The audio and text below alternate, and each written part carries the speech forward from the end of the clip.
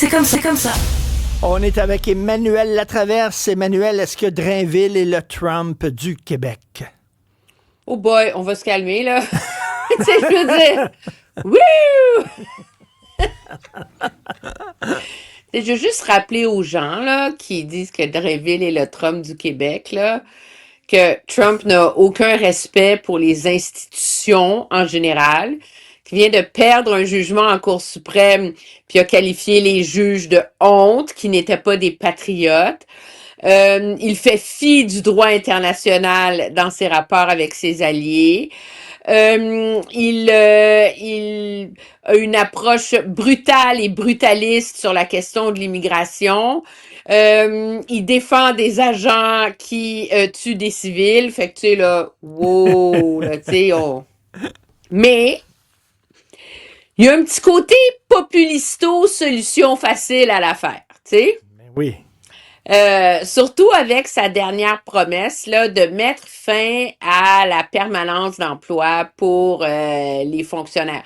C'est sûr que tu travailles pas dans la fonction publique là, dans la vie, puis t'entends ça, puis tu dis ouais, tu sais, c'est comme non, les maudits paresseux que quand ils font des niaiseries puis qu'ils sont pas bons, ils se ramassent sur des tablettes dorées, puis c'est écœurant, puis nan.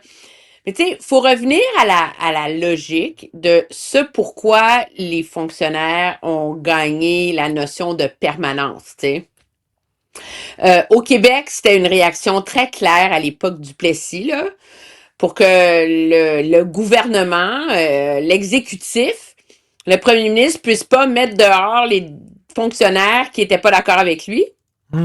Puis d'une façon plus large, dans plusieurs États démocratie occidentale, c'est que c'est cette protection d'emploi qui donne la possibilité aux fonctionnaires de donner un avis objectif basé sur leur expertise, quitte à déplaire au gouvernement du moment. OK?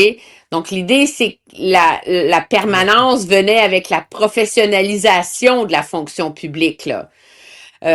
Et que ces gens-là ont une expertise, qui sont objectifs, puis qui donnent les meilleurs avis possibles au gouvernement. Maintenant, peut-être qu'en 2026, dans le contexte du Québec, le modèle ou l'application de ce modèle-là est brisé, ou peut-être qu'il doit être revu. Mais pourquoi lancer ça Mais, là? Moi, je me dis, je verrai jamais ça dans ma vie, la fin de la permanence chez la fonction publique. On sait mais bien est-ce que là, que... la question, c'est pas si tu vas jamais le voir, c'est est-ce que tu veux vraiment que ça ait lieu? Tu veux-tu que les fonctionnaires en charge d'étudier la faisabilité du troisième lien taponnent les affaires pour faire à croire que c'est vraiment gagnant, puis faire plaisir au gouvernement? Mais je trouve que c'est un lose-lose situation. La permanence, c'est pas Oui, mais génial. c'est Puis là le que je fait te qu'ils perdent dis. leur permanence, c'est pas génial non plus. Donc, Alors, oui, mais alors, c'est la preuve que des fois, le, le diagnostic est le bon, que peut-être que ce modèle-là, tel qu'il est appliqué au Québec, a atteint ses limites.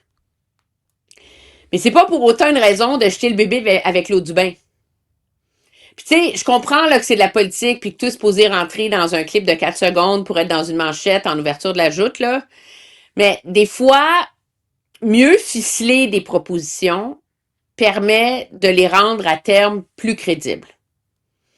Puis, objectivement, de promettre qu'on va enlever la permanence aux fonctionnaires, c'est peut-être ben populaire, mais je suis pas sûre que c'est ça qui gagne une élection dans les faits, tu sais.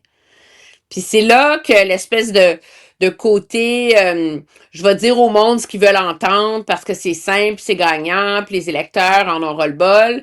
C'est là que des fois, c'est peut-être, ça a l'air plus ben, gagnant, mais moi, je pense pas que ce l'est plus nécessairement parce que tu te fais élire puis t'es pas capable de le faire, t'as perdu ta ben oui. crédibilité. Puis, Tout comme la CAQ, qui s'est fait élire sur le troisième lien et qui l'a pas fait a perdu sa crédibilité. La CAQ qui s'est fait élire sur 90 minutes aux urgences s'est fait... Fait que, tu sais, le conseil dans tout ça, là, c'est que c'est le fun de créer le buzz. Mais des fois, être Est-ce qu'il mieux y a vraiment une ficelé. demande? Là, est-ce que les gens disent là, ils veulent un meilleur système de santé, un meilleur système d'éducation? Je veux dire, y a-t-il un débat vraiment sur la permanence des fonctionnaires? Et puis, il est en train de se peinturer dans un coin parce que s'il perd, puis selon toute probabilité, il risque de perdre la course au leadership à la CAQ, il ne peut plus se rallier après ça. Là. Il peut pas. Ce qui rend le fait difficile de se rallier, c'est son côté assez très sévère, vitriolique contre Christine Fréchette, tu sais.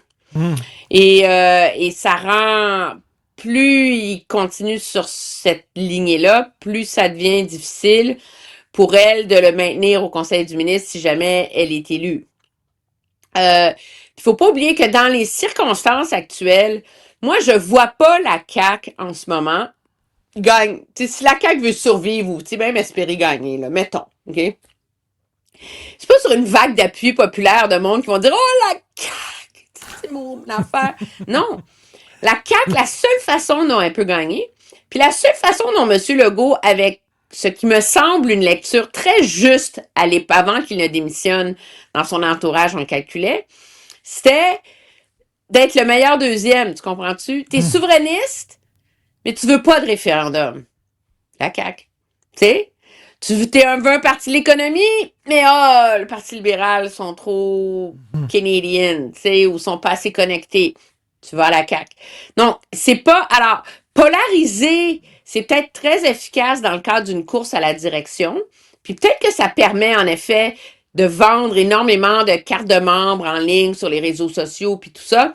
Mais je suis pas certaine, surtout au Québec, où on est quand même une société très consensuelle, que c'est ça qui te gagne des élections. T'sais?